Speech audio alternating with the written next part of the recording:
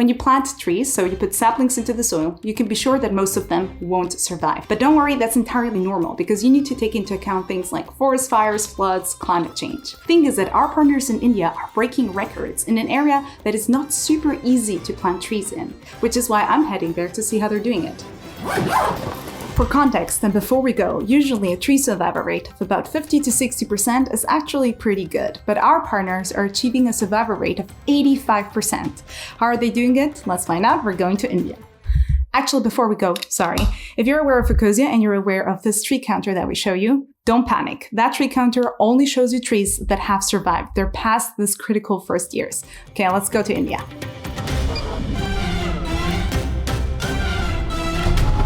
We traveled to the Sundarbans in West Bengal. We're at the Sundarbans, live streaming, literally streaming on Sundarbans. The Sundarbans are the largest mangrove area in the world that spans between India and Bangladesh. They're also a biodiversity hotspot, a unique, irreplaceable ecosystem home to endangered species like the Bengal tiger, who thankfully we didn't meet. Yikes.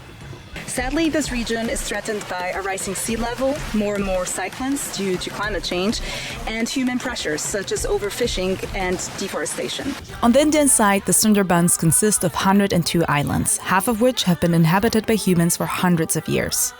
Today, the Sundarbans have dwindled to 1/3 of their original size. To help restore it, our partners at Symagine work with local NGOs who have decades of experience in the area.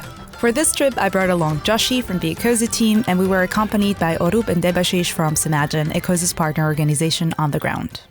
Our first stop was Yogisjang, and one of more than 40,000 sites where our partners plant trees.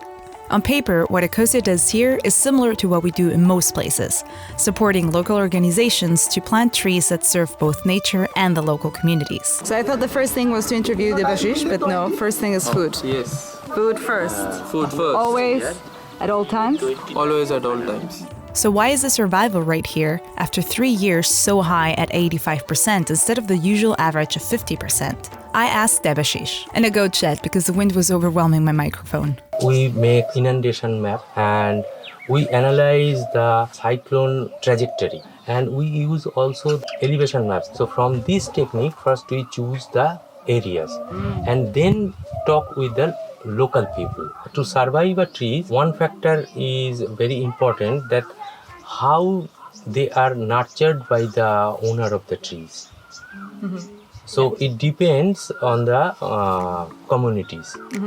As Debashish said, the communities are the backbone of the project. The NGOs they work with will select and train community members on how to plant and take care of trees. These members are then appointed community leaders like Tumpa. They're mostly women because men often work outside their town in cities. Tumpa and other leaders also serve as ambassadors and mentors for neighboring towns interested in joining the tree planting. She showed me one of her typical teaching sessions in her backyard garden. She walked me through how she teaches how to prepare the soil, gather seedlings, and plant them in tubes where they'll grow for a while before they're ready to be planted. There are 100 other nurseries like Tumpa's across any of the communities. Leaders will gather here to take care of the saplings and teach new members to do the same, before they are then distributed to anyone in the area that signs up to get saplings for their own homestead. What I realized, and Debashish confirmed, is that most community members only got 5 to 10, at most 15 saplings, not more, to make sure that they can actually take good care of the young trees. Some people had come here from 40 kilometers to collect these saplings, and then they transport them in every way they can.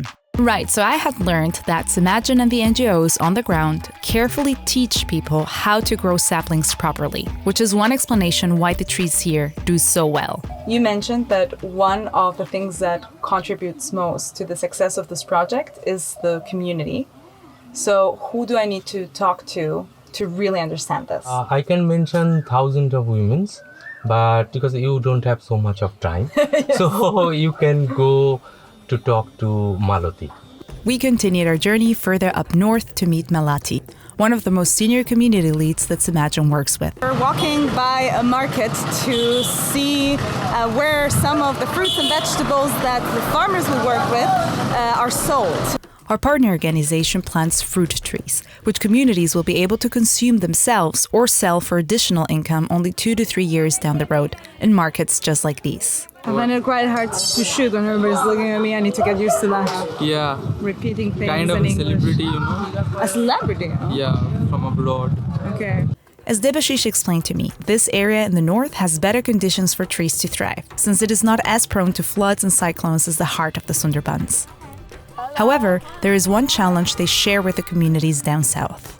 Maybe we walk a bit further so we can continue. Okay, we escaped the children. Their main problem is the market access. That means in this village, if some people grows 500, 1000 or 5000 lemon trees, then 1 year or 2 years after, they will produce so much of lemon in one area, then the businessmen from the farthest area, the cities area, they will come. In other words, when a substantial number of community members grow fruit trees and vegetables, it becomes much more attractive for vendors and merchants to purchase from these areas.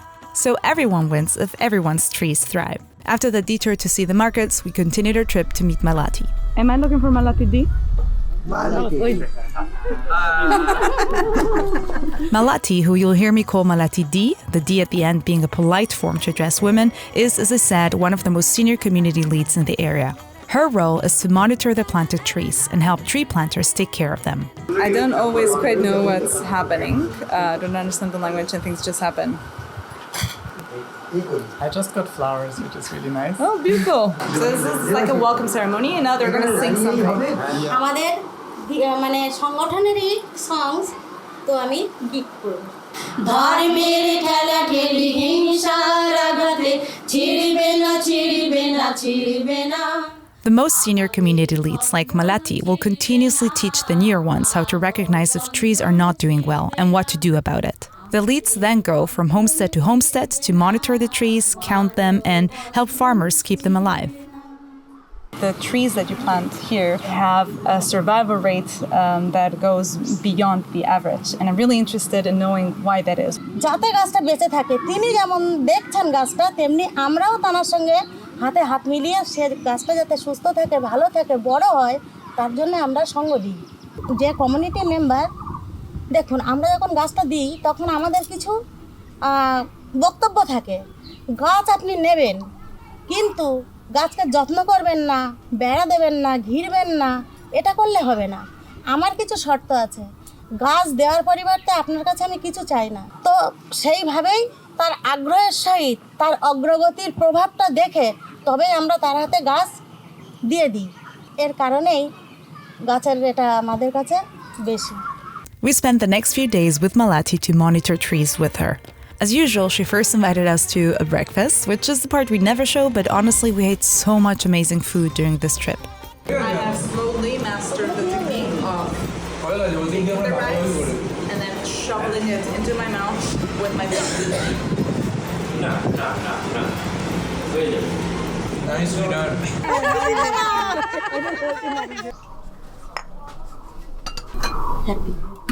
happy I'm glad. my very very happy I'm happy too.